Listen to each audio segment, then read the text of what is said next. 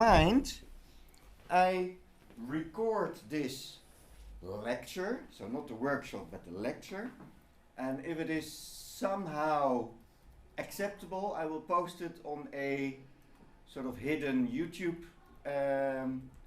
corner on the web. And the experience is that some students benefit from it by the time the exam preparation is due. And the experience so far is that the lecture is a rather classic lecture, that I do the talking.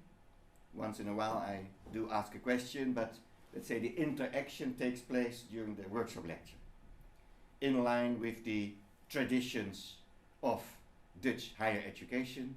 Welcome to that. This is your third year. It's the third year. Yes. So let's look at today. Today is about three topics. One is the course as such. Two is the a bird's eye view on corporate law. And the third topic today are the first two subtopics, hardcore topics of this course, as well as the exam. So what I tried in the course of the years is to be more precise in managing expectations when it comes to the assessment, paper presentation, written exam, and I am each time, each edition, better in reducing the amount of philosophical additions to the story, and more successful, and this matrix is the proof of that, more focused on what the content of the book and the exam is. And that is summarized in this matrix, in this table. And basically, if we hit all those keywords in the course of 10 weeks, we are done. And that hitting comes with three or multiple flavors. One is, I try to tell a narrative about these keywords, these topics. I try to put that in a context of your profession, your future profession, your program. And I challenge you in the paper and the presentation to use your own brains to select one company to do in a duo exercise with a fellow student, a analysis of that particular company, but not as you did in all the other courses, but shaped along these keywords. And then the written exam is a sort of classic test. Did you read and understood the book, and are you able to apply it to sort of open questions, as in explain to me the ins and outs of legal personality, as one of the sort of first warm-up questions. Very classic as far as I'm concerned. So, talking about the book, almost all the chapters are announced in the course description as mandatory reading, and I reduced the amount of recommended reading. There's the recommended textbook available in the library of my former roommate Adrian Dorrestein, who did this course in the past. That is European business law, and that is in certain weeks a helpful tool as a recommended reading. So we have mandatory reading, recommended reading, and obviously in earlier versions of the course there was a much longer list of recommended reading, but this year we tried to reduce the expectations. This book with Dorrestein as assistant. And what we tried to do is to follow the line of thinking of this book, and that is thinking in terms of problems. And then there are three key problems. Well, there's one problem with three flavors, and the one problem we basically discuss is the agency problem. And that is the tension, the empirical tension between a principal and an agent. So your boss and yourself as a person, student who is doing a job. So if you are lost in my narrative, in the reading, remember that we tried to bring over the message, we tried to solve a problem. And what I will try is to illuminate what then the problem is, and to guide you through the possible answers to that problem, possible solutions to that problem. And since this is the minor law, the solutions are picked from the legal field. So the word regulation is a sort of twin word of law and has a imprecise meaning as efforts of society to solve the agency problem. And we will go in there soon enough. So that is basically the core message, meaning that if you are done with the scheme, then you're done with the course. Who is talking? My name is Ernst van Bemmelen van Gent. I'm a lecturer in the Utrecht Law School. I'm a part-time attorney at law with my own firm because my passion is in education and thinking about education and your learning process. And I practice law in various areas on the globe, mainly the Netherlands, but also in Germany and in Saint Martin, which is a beautiful Caribbean island part of the Kingdom of the Netherlands, which is a story in itself. I'm a proud father of 2 boys that are also in university, so at our kitchen table I hear the stories you tell at home about lectures, and once in a while I take that role as a sort of father, for instance where it comes to attendance. So the effort requirement is to be present, and I keep track. And the consequence is that during the exam review in week 13, we will discuss your scripts of the written exam. And then traditionally students come to me and say, well, but why is this not a correct answer? Why did I fail the exam? And then I take this list, and when you are a champion in absenteeism, I offer you the opportunity to come back next year, because during the lectures we discuss what the correct answer should have been, and this is not distant learning. So either you're absent and brilliant and take a good exam, or you have to make sure that you're here. So that's the function of the list. So there's an empirical list. So the sanction is that you do not, the chances are higher that you do not pass the exam if you're not. Okay. So that's me. And we will discuss you during the workshop lecture. Then the course is part of the law minor, but obviously you choose economics because it's economics stupid. I realize that. I worked as a bookkeeper, so we will discuss accounting in the upcoming 10 weeks, to great despair of a few of you who passed that course and thought never again.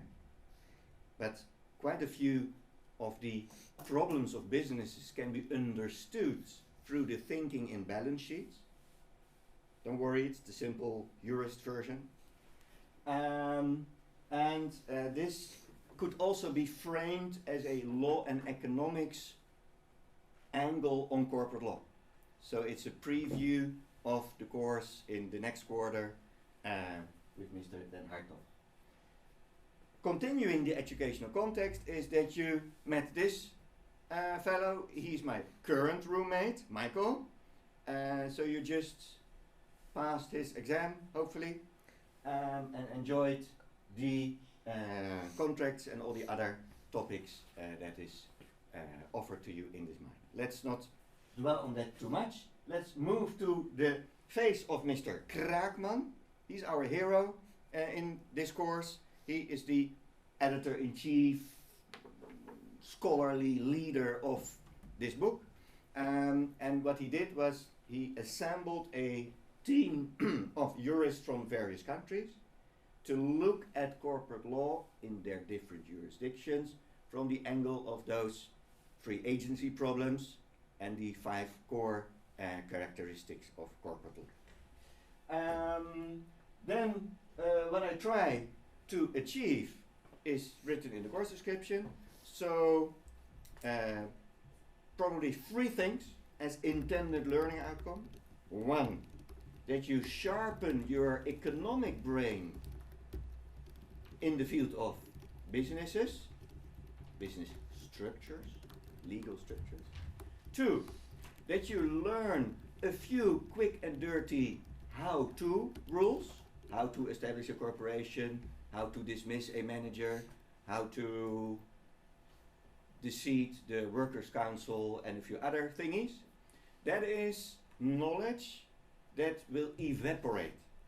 So by the time you are a professional, you either do not remember what those quick and dirty rules were, and secondly, most likely, you will be surrounded with a legal department in the business you work, who will claim, ask me about the quick and dirty rules on how to do particular things.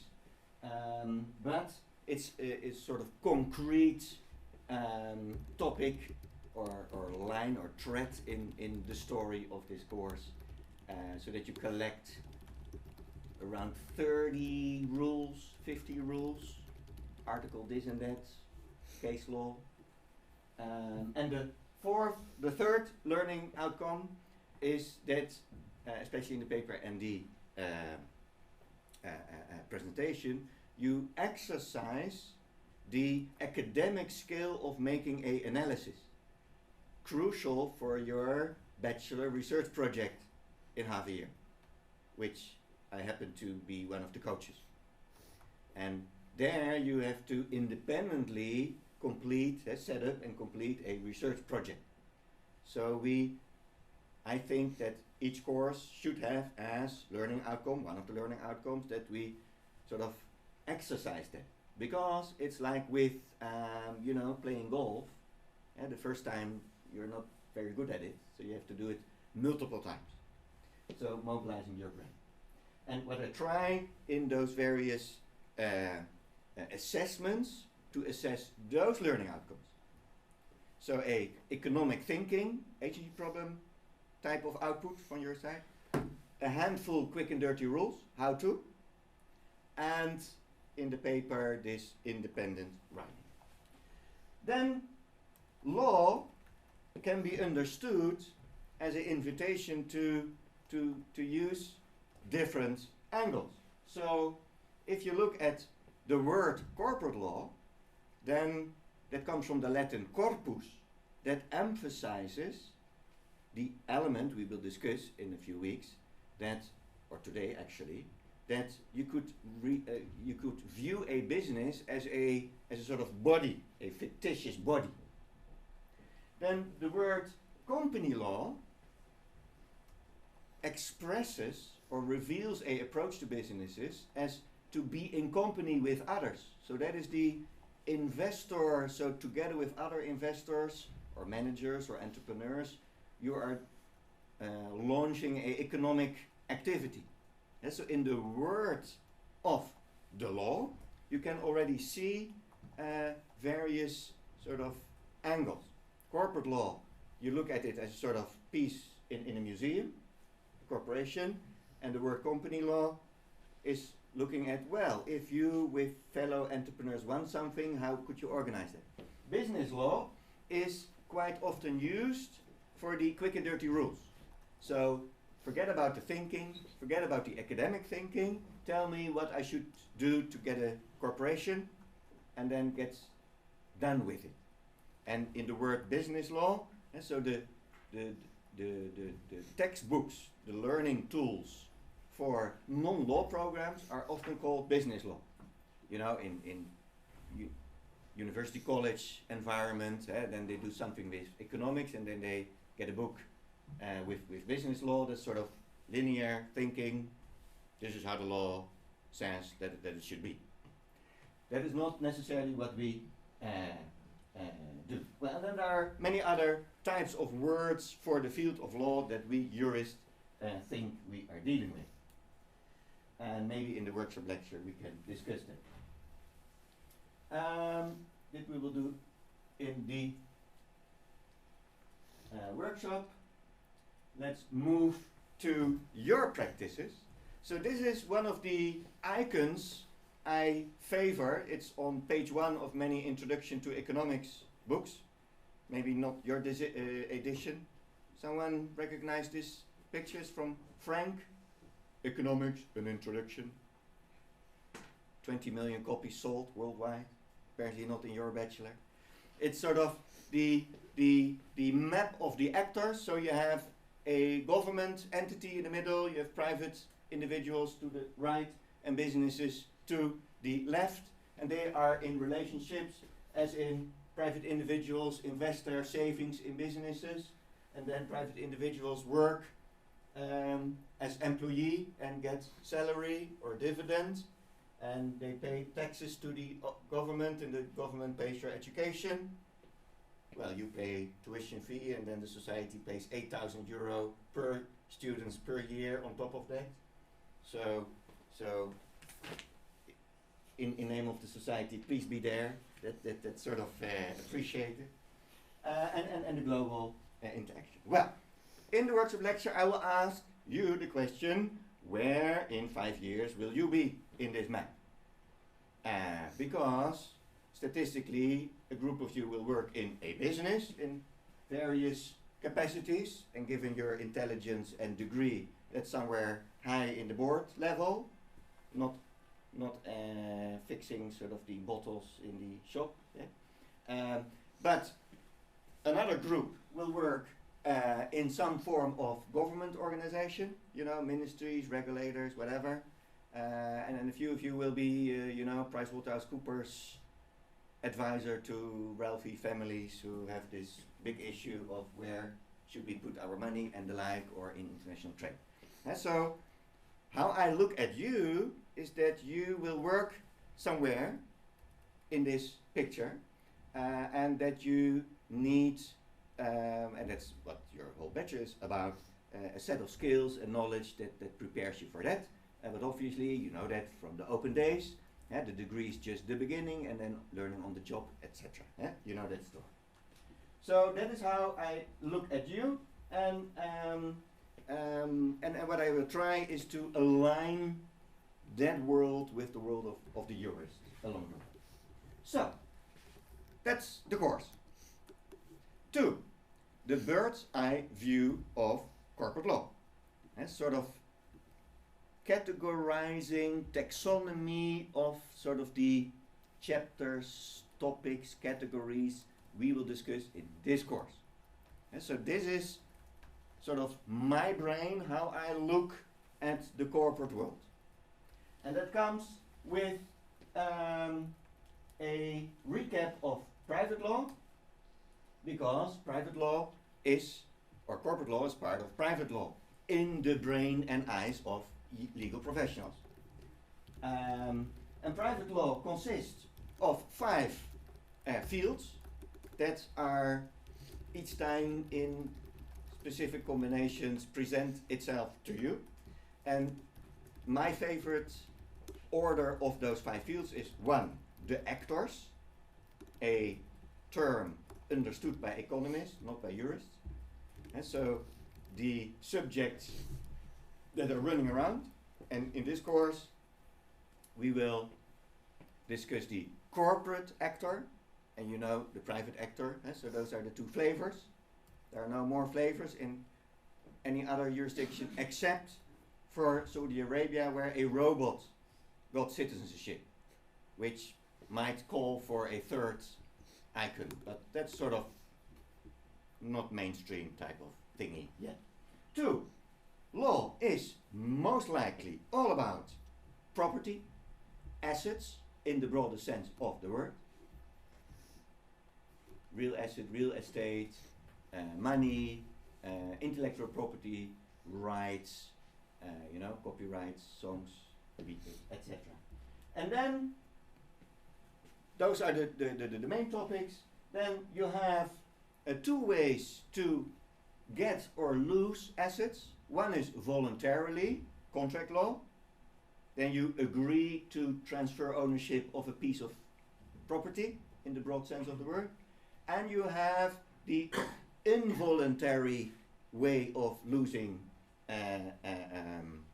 property. That is the accident, that is tort law, that is non-contractual liability. The other one is contractual liability. That is a topic we will discuss where the society says when you do a certain act, symbolized by the car accident, when you ruin someone else's car, you have to repair the damage. And that was part of the course with Michael Milo, I believe, tort law. Little bit. And then, last but not least, law makes a distinction between being right and getting right. And getting right is legal procedure or litigation. So when you ask an empirical legal professional, then the honest answer is the only thing we are sure about is that there are courts with judges in it, and when you're in, they will say yes or no to your claim. And all the rest is beautiful, art. And we will touch upon that reality once in a while. But with each topic, you should realize that there's this huge gap between being right and getting right. And getting right is involving legal professionals who guide you through such a process, etc., etc. But it's the sort of point of reference for the thinking on the other topics. So the point of reference, I mean that each time when we discuss a topic, the legal thinking is, what if a judge needs to decide on it? And what if there is a chance that I lose such a litigation? And so if you try to analyze how jurists think, then ultimately, even if they talk about, art and principles, the real story is that they think, well, maybe you will face a judge and you might lose. And what then? So let's suppose you run Shell as a CEO, then a jurist thinks, okay, what if Shell faces a judge who says you have to close down and 220,000 employees lose their job? And so then the idea of this course, and business law, or corporate law, or company law, or whatever name it is, okay, let's avoid facing a judge and arrange our affairs in such a way that the chance that we end up in a judge's court is limited.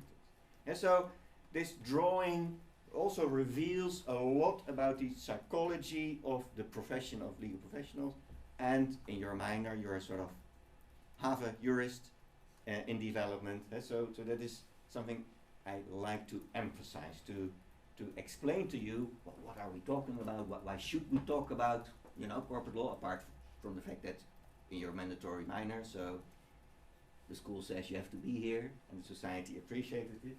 But this is an addition in that thinking. So that's the bird's eye view. And what is Kraakman and his team trying to do in this matrix I made to translate that bird's eye view to those categories? So the character of a enterprise, a business, a corporation, a company, all synonyms for a activity that in old school introductions to economic thinking is defined as the aggregate of capital and labor. But it's sort of old-fashioned definition, isn't it? Or still current? In some laws. in some way. Huh? And the scholars, based on sort of empirical research of stock market listed multinational enterprises, identified in the last couple of decades 5 core characteristics: legal personality, shareholder ownership, delegated management, limited liability, and transferability of shares. As a sort of scholarly analysis of the question, what is a business, from a legal perspective. So those are the characteristics. Then there are issues. So the book identifies 3 agency problems. 1, the shareholder versus the manager, shareholder as principal and the manager as agent. What's the problem? That if the shareholder is, an investor, on the stock market and is not running around in the business, then the agent could unintentionally displace the assets of the company and move them to his own account. So when you talk about agency problem, then it is the on page 146, it's called the tunneling of the value of the corporation to the agent instead to the original owner, the shareholder. We will discuss that. 2, there is a agency problem between the majority shareholder or majority board members or whatever organ you talk about, versus the minority. Because in decision-making processes, corporate law adopts a sort of version of democracy, that the majority rules, and then the decisions of the majority could be detrimental to the minority. Classic example, if Monsanto, the shareholder of the Monsanto company, wishes to sell itself to Bayer, which they actually did, and we will discuss, and then the minority owners, family members of the founder or something who have a sort of emotional link with shareholdership, they will be overruled and lose their property. They get money in return, but they are not shareholder anymore. It's one of the many examples of the problem, the aging problem of minority and majority and minority. And the third agency problem is the firm, so the company, Shell, and then the outside world, Nigeria, oil fields, oil spoils, and other consequences. And then I add 2 more issues to put also the course in the same matrix, and that is 0.1, how to create and run a firm. That's the business law part, the how-to, YouTube, how to run a business.com, so that you have at home you can tell that you learn concrete things. And secondly, there are a few life cycle problems. So in the life cycle of a firm, so one day they are established and at a certain stage they are resolved. My favorite example are the ice selling companies in the 19th century. So in the 19th century there was no refrigerator, and there was a huge industry of huge businesses, stock market listed businesses, who owned ships, who traveled to the North Pole, cut ice blocks, traveled back and put that in the households of New York and American and European cities. And then at a certain stage, someone invented the refrigerator, and that whole business evaporated and was gone. And so that's what I mean with life cycle. And so now we have Facebook, and your grandchildren, you already are not using Facebook anymore because that's for elderly people. But you have an account to service your grandma. But at a certain stage, no one will know Facebook anymore, because then we have other problems. So that's simply what I mean with life cycle. And there are a few, especially bankruptcy, that should be emphasized a little bit more than the book is doing, because that is the litigation equivalent of private law. So whatever you do in businesses, the ultimate reference point is, will it or will it not lead to instant bankruptcy, insolvency, other terms of that someone else pulls out the trigger, the plug of your business, that you lose your business. And so that's one of those problems. All right, then we move to the third sort of list of items, and that is called regulatory strategies. That is, as a term, rather mystical. That is a term that not many people use, and that's maybe the most complicated one.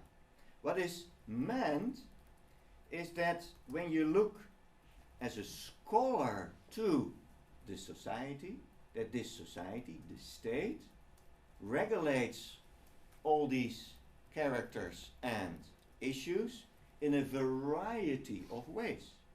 Which variety?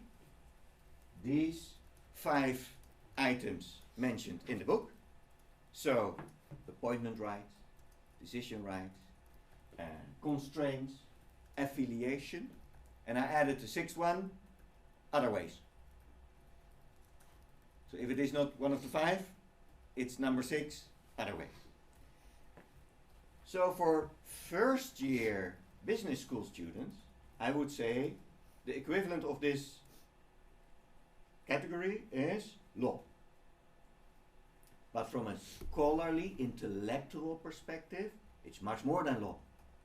It's sort of the wheeling and dealing of how states try to move this thingy called economy to a certain point. Which point? A utilitarian maximization of welfare point. So from a philosophical point of view, this is strategies to achieve that utilitarian, Bentham Mill, your world, point of welfare maximization. And laws, so hardcore, Book 2, Dutch Civil Code type of laws, is just one of the tools available for the government. So this type of thinking is stretching the mind of a legal profession. Because when you look at law school, that's 95% about the laws, case law, statutory law, unwritten law, our favorite. And then we think that all the other strategies is, well, whose field? Maybe your field. And so when you look at your future job, especially those in governmental type of environments, then the jurist in the team says, okay, let's make a law. And you will say, wait a minute, there are other strategies that might be more effective. Because let's be honest, as you are sitting here, human beings have no respect whatsoever for laws. You don't need a degree in psychology to know that. Think of laws prohibiting downloading. When you downloaded, stuff, and there was no sort of major part of your brain that was upset. Because, laws are for others, not for you. That's the average approach of humans towards laws.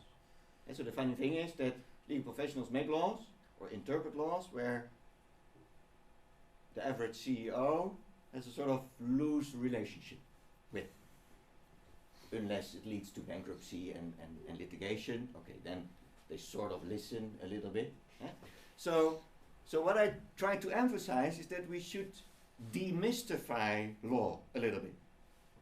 Because otherwise we live in a sort of bubble, sort of paradise. Oh, if everybody, adheres to laws. And that is why we have a whole week on corporate social responsibility. what's the need for that? You know, human rights and child labor, that's in the ideal world, that doesn't exist. Because the law says it doesn't exist.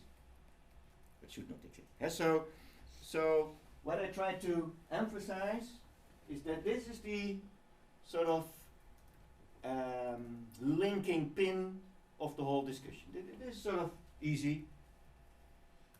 And then last but not least, the categories, the subjects, that's also easy.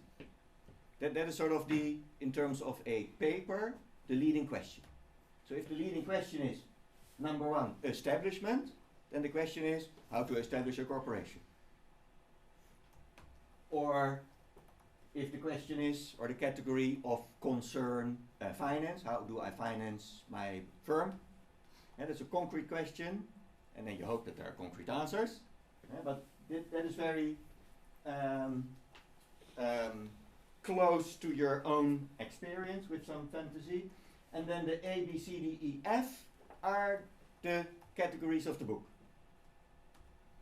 And they partly overlap. And there are 600 other categories you can think of.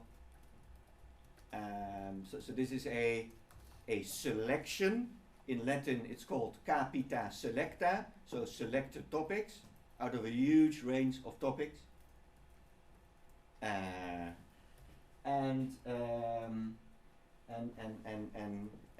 that's a choice. You could look at that categories in terms of fields of the economy, as in health services, educational services. That could be an alternative way of mapping concrete issues in the economy. So this is a choice.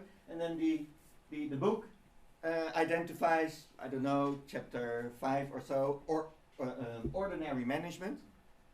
Yeah, so running the company from Monday to Friday, no special things going on, no mergers, acquisitions, no litigation in Nigeria, just pumping oil and selling it. That's ordinary management. And in the ordinary management, those free agency problems pop up. Bloop. Or the creditors, chapter 4. So in the ordinary management, there are creditors, employees, suppliers, etc. There you have this agency problem of the firm and the outsiders, the creditors. And then you have the self-dealing. So especially the board is deciding partly on their own salary. Or the board members are purchasing shares in their own company. So self-dealing covers the phenomena that actors within a firm, within a business, can be both agent and principal at the same time. Because the moment you purchase shares in your own company, then you're also shareholder, and the shareholder is the principal of the agent, and you're also manager, so you have two caps. And that leads to all kinds of potential issues, and in the last 100 years, all jurisdictions, China, etc., they all identified strategies, read concrete rules about that self-dealing, etc. All right, then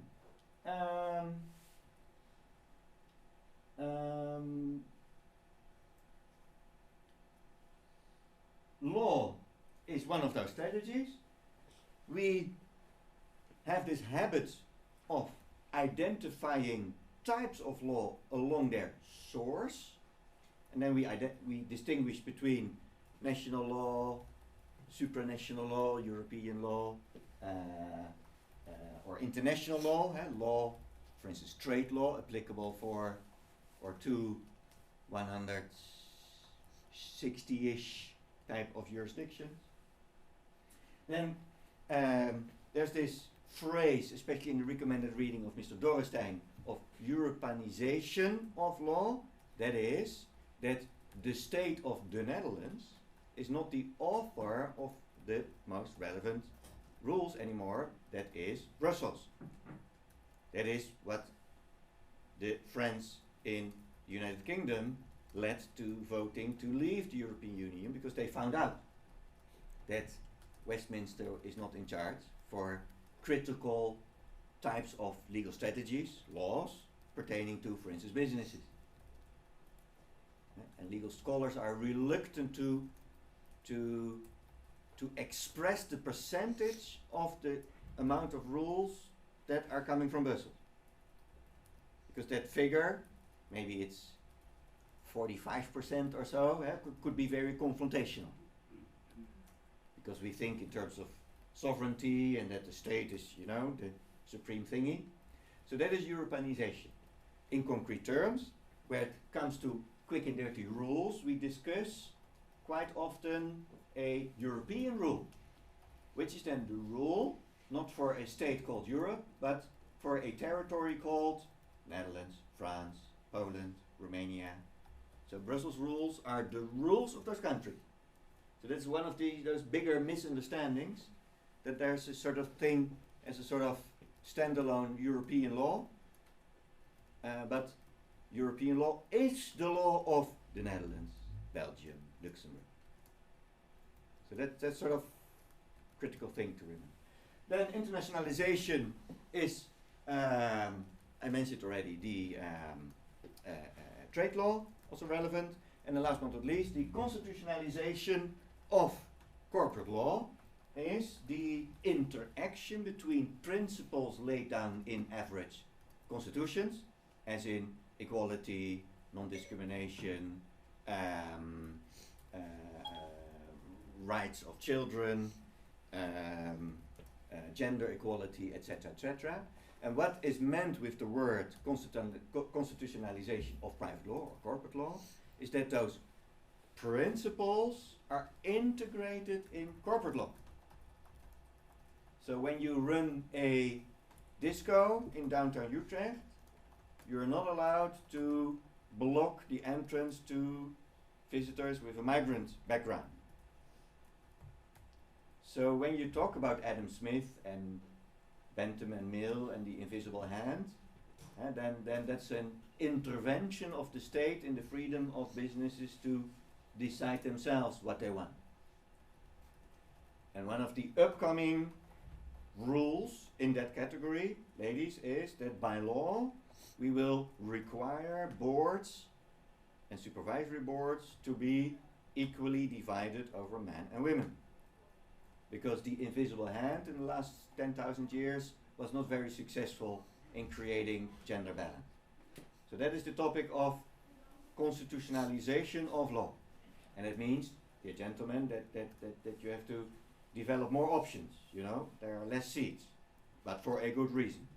We will discuss that later on. And that's why one full week is devoted to corporate social responsibility, which is sort of umbrella term for this type of theme. And then talking about laws, let's look at jurisdictions in which 5 billion world citizens live. And the top 4 is China, India, European Union, United States of America. And then to try to be sort of inclusive, we add a few other states which are sort of pretty big. And when you talk about 12 jurisdictions, then you realize, hopefully, for instance, for your paper and presentation, that mastering the laws of the world is maybe not too complicated, because it fits on sort of one sheet. So per topic you could identify the relevant rule in those jurisdictions. Yeah, it's a little bit homework, but it's doable. You know, with the search engines on your laptops, all these rules we will discuss are within split seconds on your screen.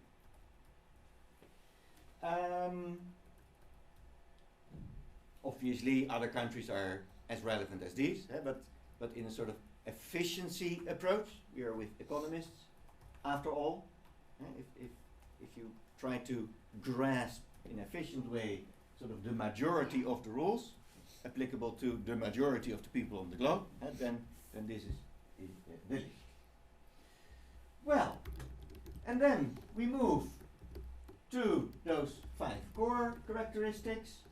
Legal personality being the identity of the firm, the standalone identity. Secondly, the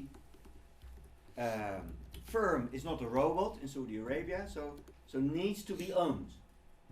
So a firm in that sense is like a chair or a building, and the law is divided in such a way that objects on the globe are always owned by someone, sort of, in those major jurisdictions. And we have some discussion about Antarctica, but let's discuss these jurisdictions, and then everything is owned by someone, you know, and that someone could be the state when it comes to, you know, deserts.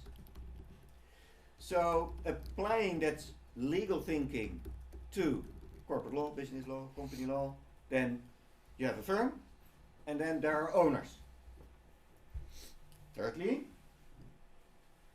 a firm, a chair, cannot talk and sign contracts and think of itself, so you need a organ, literally, in that object, the firm, that could think and talk and do things. And that is summarized in the phrase management. So, and management is the equivalent of board. Those are, or directors, synonyms from the inclusive jurisdictional approach. And then we add the word delegated management. That is, that the owner is, in our story, not the manager. Because the owner is dispersed shareholdership. You know, you and I, we own all those firms. You didn't know that, but your 99% did have a job, and they paid some money in a pension fund, and the pension fund, that's your money, owns these shares. And so that's how the economy is organized. And we are not managing Shell and Unilever and British Petroleum, etc. And so that is the word delegated. And here you see the principal agents theme, you know, shareholders principal, managers as the agent. Well, and then we have the concept of limited liability, a crucial concept invented by legal professionals that says that when the manager, board, director thinks, acts, and talks, then he's not personally liable, but the firm is. So if the university purchases toilet paper, then the dear colleague who is placing the order 6,000 kilo toilet paper is not personally purchasing toilet paper, but the university, which is a foundation, the legal person, is purchasing the toilet paper. 1. 2, the owner investor is not personally liable for the things that happen in the firm. And next week we will look into that topic, and we will see how that concept promoted in history the development of those large multinational enterprises in the first place. Because if you are personally liable, then you know you have a little shop, barber shop, and that's it. Because more you cannot oversee in the literal term. But now that we have this concept of limited liability, you can purchase shares, you can run a company, and if something bad happens, you can say, bad luck. And that makes you willing to pick up those positions. Otherwise, you're not willing to pick up those positions. And so it's a crucial ingredient in the modern world. And we will discuss that. And last but not least, the whole idea of shareholdership is that at a certain point you can decide to sell that ownership to another owner. And that is promoting continuity. So the founder of a firm, you know, Albert Heijn, they die because human beings die. But corporations need not to die because those shares can transfer to someone else. and the identity of the corporation continues to remain the same in legal terms. So that's also the fifth crucial ingredient. Well, and then we have those other ingredients, the assets, the finance, the workers, the production and the quality assurance. Let's discuss that at a later stage. And then we move to the closure of this bird's-eye view of corporate law. We will do a break, and after the break we will discuss the third theme of today, being legal personality and shareholder ownership. What's the tradition? Let's say 12.5 minutes break. That's long enough for one cigarette. See you in 12.5 minutes.